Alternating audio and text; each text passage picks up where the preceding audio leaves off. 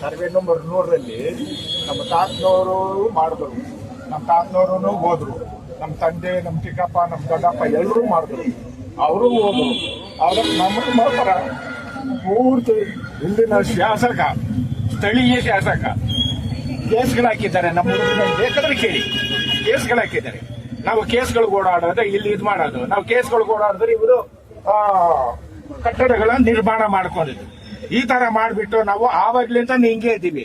ನಮಗೇನಂದ್ರೆ ಈಗ ನಾವು ನಮ್ಮ ತಾತನವರು ಹೋದ್ರು, ನಮ್ಮ ತಂದೆಯವ್ರುಗಳು ಹೋದ್ರು, ನಮ್ಮ ಚಿಕ್ಕಪ್ಪ ದೊಡ್ಡಪ್ಪ ಎಲ್ಲರೂ ಹೋದ್ರು. ಇವಾಗ ನಾವೂ ಹೋಗ್ಬಿಡ್ತೀವಿ ಅಂದ್ಬಿಟ್ಟು ನಾವು ಭರವಸೆ ಬಿಟ್ಬಿಟ್ಟಿದ್ದೀವಿ.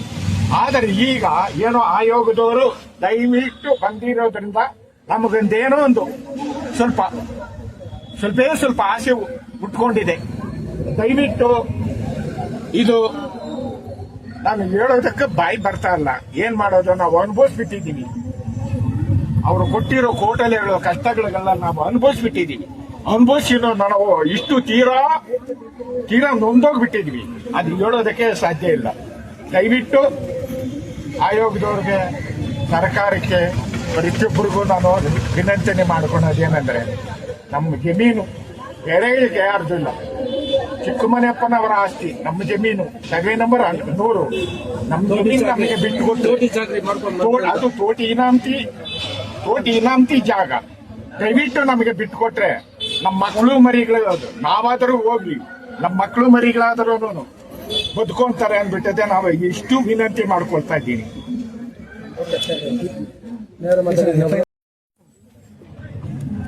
ಈ ದಿನ ಬೆಂಗಳೂರು ಮಹಾನಗರದ ಸರ್ವೆ ನಂಬರ್ 3ಕ್ಕೆ ಸಂಬಂಧಪಟ್ಟಂತೆ ಆಯೋಗದ ಕಡೆಯಿಂದ ನಾನು ಬಂದು ಇಲ್ಲಿ ಪರಿಶೀಲಿಸಿದಾಗ ಪರಿಶಿಷ್ಟ ಜಾತಿ, ಪರಿಶಿಷ್ಟ ಪಂಗಡದವರಿಗೆ ಅನ್ಯಾಯ ಆಗಿರುವಂಥದ್ದು ಮೇಲ್ನೋಟಕ್ಕೆ ಕಂಡು ಬರ್ತಾ ಇದೆ.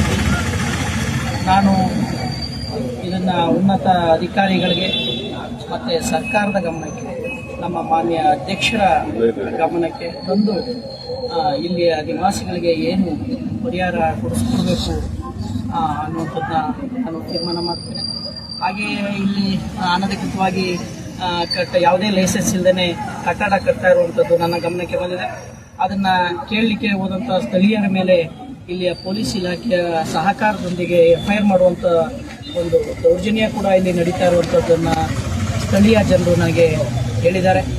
ಇದು ಭಾಳ ಶೋಚನೀಯ ವಿಚಾರ. ಆ ರೀತಿ ಆಗಬಾರ್ದು. ನಮ್ಮ ಭೂಮಿ ನಮ್ಮ ಹಕ್ಕು ಅನ್ನುವಂಥ ವಿಚಾರದಲ್ಲಿ ಇವ್ರಿಗೂ ಕೂಡ ಅಂತ ಹಕ್ಕಿದೆ.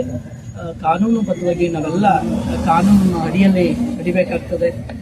ಹಿಂಗೆ FIR ಮಾಡಿ ದಲಿತರನ್ನ ಸಾಮಾನ್ಯ ಸ್ಥಿತಿಗೆ ತೆಗೆದುಕೊಂಡು ಹೋಗುವಂಥದ್ದು ಸುತರಾಮ್ ಒಪ್ಪುವಂಥ ವಿಚಾರ ಅಲ್ಲ. ಖಂಡಿತವಾಗೂ ನಾನು ಸರ್ಕಾರದ ಉನ್ನತ ಮಟ್ಟಕ್ಕೆ ತೆಗೆದುಕೊಂಡು ಹೋಗಿ ಇವರಿಗೆ ನ್ಯಾಯ ದೊರಕಿಸ್ಕೊಡುವಂಥ ಕೆಲಸವನ್ನು ಮಾಡ್ತೀನಿ.